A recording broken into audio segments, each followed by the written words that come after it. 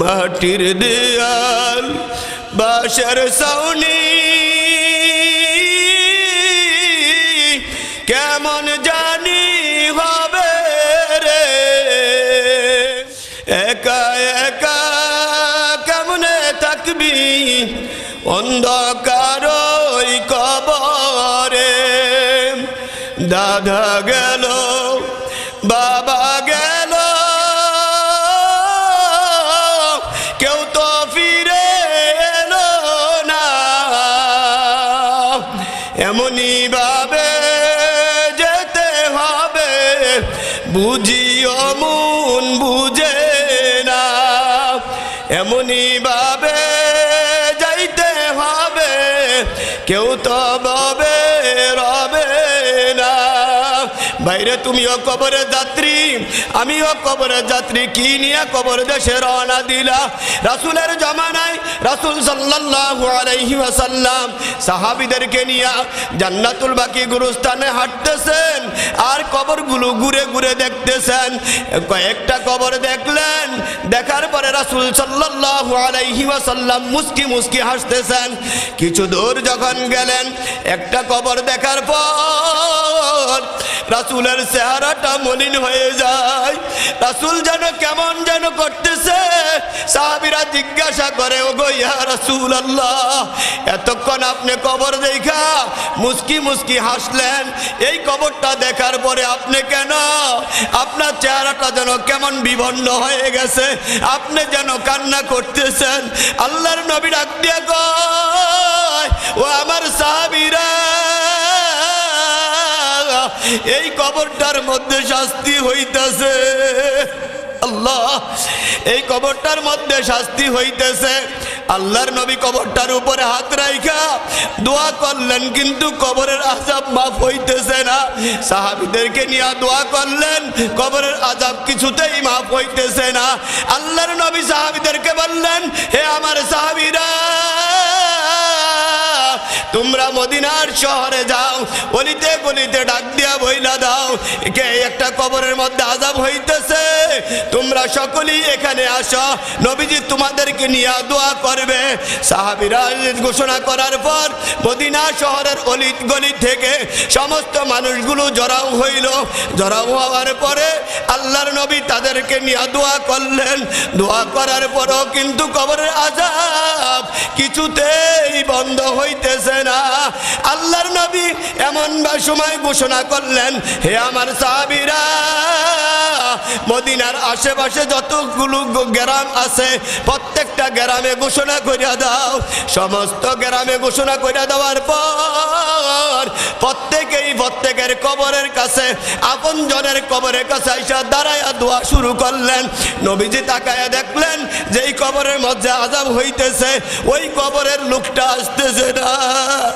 নবী সাল্লাল্লাহু আলাইহি ওয়াসাল্লাম কিছুক্ষণ পরে নজর করে দেখেন একটা বুড়ি মা লাতিতে টকটক করে টুকটুক করে কবরের কাছে আসতেছে। রাসূল সাল্লাল্লাহু আলাইহি ওয়াসাল্লাম ওই বুড়ি মাকে ডাক দিয়া বললেন, বুড়ি মা, এই কবরে যে লোকটা আছে তোমার কি হয়? বুড়ি মা ডাক দিয়া কয়, ওগো নবী, আর কেউ নয়, এটা আমার সন্তান।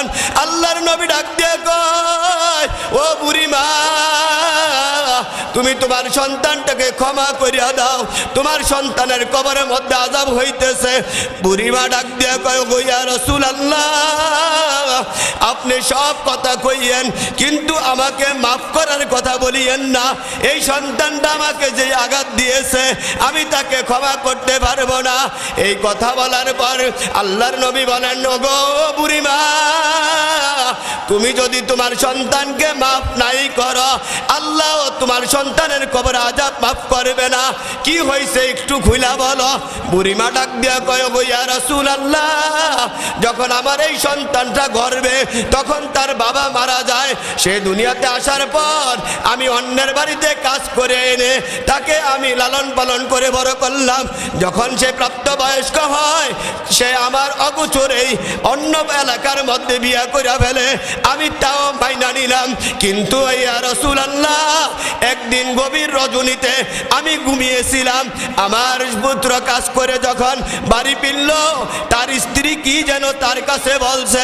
সে আমাকে কোনো কথা জিজ্ঞাসা করে নাই, সে আমাকে কোনো কথা জিজ্ঞাসা না করে আমাকে অনেক অত্যাচার করলো, আমাকে অনেক মারধর করলো, আমার চুলের মুষ্টিতে ধইরা আমাকে ঘর থেকে উদ্দা দিয়া, আমাকে ঘর থেকে ধাক্কা দিয়া বের করে দিছে।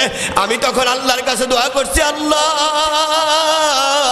আমার এই সন্তানকে তুমি দুনিয়ার মধ্যে কোনো আযাব দিও না, তবে তোমার কাছে দরখাস্ত মাওলা তুমি তাকে পরকালে এই শাস্তিটা দিও। আল্লাহর নবী আর বুঝতে বাকি রইল না, মায়ের দোয়া কবুল হয়ে গেছে, বুড়ি মা কিছুতেই ক্ষমা করবে না। আল্লাহর নবী ডাক দিয়া কয়, আল্লাহ ও আমার মালিক, তুমি এই বুড়িমার কাশপটা খুলিয়া দাও, এ বুড়িমা যেন কবরের আযাবটা দেখতে পারে। বুড়িমা যখন অন্তরের কাশপ খুলে গেছে, অন্তরের চক্ষু খুলে যাওয়ার পর বুড়িমা নজর কইরা ওই কবরের আযাব দেখলো।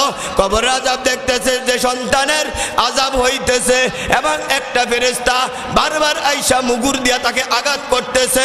বুড়িমা যখন সন্তানের এই কষ্ট দেখছে, বুড়িমা তাৎক্ষণিক অজ্ঞান হয়ে গেল, বেহুশ হয়ে গেল।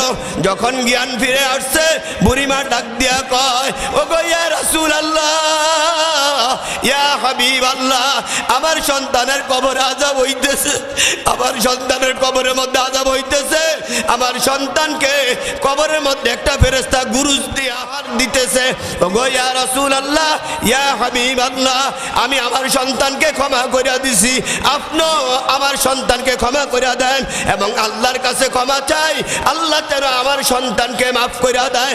আল্লাহ বলেন, ইন্নাল্লাযীনা কাফারু বিআয়াতিনা সাওফা নুসলিহিম নারা কুল্লামা নাদিজাত জুলুদুহুম বাদদালনা জুলুদান গায়রাহা লিয়াযুকুল আযাব ইন্নাল্লাহা কানা আজিজান হাকীমা।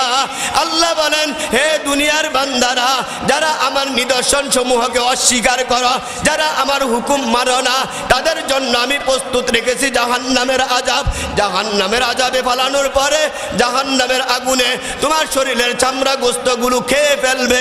এরপরে আমি আবার ফেরেশতারা আমাকে জিজ্ঞাসা করে, আল্লাহ তাদের শরীরে তো কোনো গোশত নাই, কোনো চামড়া নাই, এখন আবার কি করব? বাদদালনা জুলুদান গায়রা, আমি আল্লাহ তাআলা ফেরেশতাদেরকে ওয়াদা দেই, ও ফেরেশতারা, দুনিয়ার মধ্যে তাদেরকে কত সুন্দর নেয়ামত খাওয়াইছি, দুনিয়ার মধ্যে কত বড় বড় মাছ খাওয়াইছি, দুনিয়ার মধ্যে কি সুন্দর দগদগে দুধ খাওয়াইলাম, দুনিয়ার মধ্যে কত নাজ নেয়ামত খাওয়াইলাম, তারপর তারা আমার হুকুম মানে না। ও ফেরেশতারা, এই আগুনে হবে না, তাদেরকে আবারও চামড়া গোশত দিয়া বেষ্টন করা। ফেরেশতারা আল্লাহর হুকুম মতো চামড়া গোশত দিয়া বেষ্টন করে। লিয়াযুকুল আযাব, কেন বেষ্টন করলো? আল্লাহ বলেন, আমার শাস্তি সম্পর্কে তাদেরকে ধারণা দেওয়ার জন্য আমি আল্লাহ পাক রব্বুল আলামিন তাদেরকে পুনরায় আবারও চামড়া গোশত দিয়া বেষ্টন করব। ও আমার ভাইরা, ও আমার মা বোনেরা, ও পর্দার আড়ালের মা বোনেরা, এখনো সময় আছে, আমার মালিককে চিনো, আমার মালিককে চিনো, তোমাদের হাতে ধরি পায়ে পড়ি, তোমরা পরিবর্তন হও, 5 ওয়াক্ত নামাজকে বন্ধু বানাও, আল্লাহকে রাজি খুশি করিয়া যদি কবরে যাইতে পারো, কবরটা তোমার জান্নাতের টুকরা হয়ে যাবে। ঠিক কিনা ভাইরা? আল্লাহ তাআলা আমাদের সবাইকে কবরের সামান জোগাড় করার তৌফিক দান করুন।